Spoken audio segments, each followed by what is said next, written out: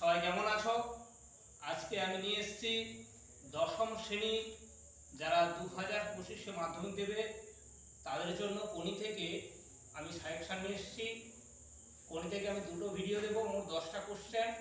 আজকে তোমাদের 5টা কোশ্চেন নিয়ে এসেছি। মতিগঞ্জের কোনি থেকে তোমরা সাজেশনটা দেখে নাও।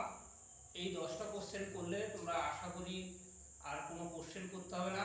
তোমরা এই 10টা কোশ্চেন করে গেলে পরীক্ষায় আশা করি পেয়ে যাবে। এখানে মোট 3টা কোশ্চেন করে তোমাদের লিখতে হয় 10 নাম্বার। আমি প্রথম ভিডিওতে আজকে 5টা কোশ্চেন নিয়ে এসেছি। ফার্স্ট কোশ্চেন আছে, আজ বারুণী। বারুণী কি? বারুণী তিথিতে গঙ্গা ঘাটের দৃশ্য আলোচনা করো। এই কোশ্চেনটা একটু ঘুরিয়ে দিতে পারে তোমাদের। ঘাটে থই থই ভিড়, কোন ঘাটের কথা বলা হয়েছে? ভিড়ের কারণ কি? ভিড়ের দৃশ্য আলোচনা করো। এই ফার্স্ট কোশ্চেনটাকে একটু তোমাদেরকে ঘুরিয়ে দিতে পারে। কোশ্চেনটার উত্তর কিন্তু একই হবে।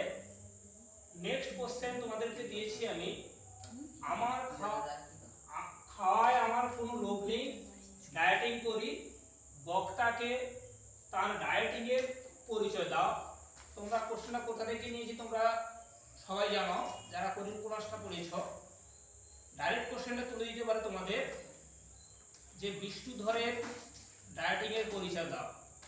এই কোশ্চেনটা খাতায় তোলো। আমি নেক্সট কোশ্চেন তোমাদেরকে বলছি। নেক্সট কোশ্চেন লিখেছি তৃতীয়ত, সাঁতার প্রশিক্ষক হিসেবে কৃতির সিংহের চরিত্র আলোচনা করো।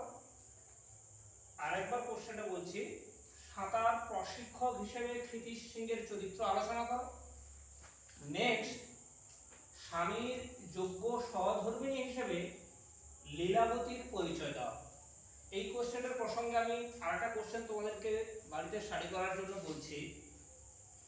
এই কোশ্চেনটা যখন লীলাবতীর চরিত্র পড়বে বা পরিচয় পড়বে, এখানে একটা কোশ্চেন তোমরা পড়বে যে 4 বছরের মধ্যে প্রজাপতি ডানা মেলে উড়েছে বা ডানা মেলে দিয়েছে। এই প্রেক্ষাপটে কৃতির সিংহের পারিবারিক বা অর্থনৈতিক দিকটা তোমরা একটু দেখে যাবে এই 4 নম্বর প্রশ্নটা পড়ার সময়। নেক্সট কোশ্চেন যেটা রেখেছি, জুপিটার ক্লাবে কৃতির সিংহের বিরুদ্ধে ওঠা অভিযোগগুলি কি ছিল? এর উত্তরে কৃতির সিংহের বক্তব্য কি ছিল? এটাও খুব গুরুত্বপূর্ণ কোশ্চেন। জুপিটার ক্লাবে কৃতির সিংহের বিরুদ্ধে বা কৃতিসের বিরুদ্ধে ওঠা অভিযোগগুলি কি ছিল? এর উত্তরে কৃতির সিংহের বক্তব্য কি ছিল? এই 5টা কোশ্চেন সুন্দর করে তোমরা খাতায় তুলে উত্তর করে স্টাডি নিয়ে নাও। আমি নেক্সট ভিডিও নিয়ে আসবো আগামী সপ্তাহে। এইখানে রাখছি। সবার সঙ্গে দেখা হবে অন্য কোনো ভিডিওতে। যারা ফেসবুক থেকে দেখছো তারা লাইক করবে, ফলো করবে, বন্ধুদের মধ্যে শেয়ার করবে। আর যারা ইউটিউব থেকে দেখছো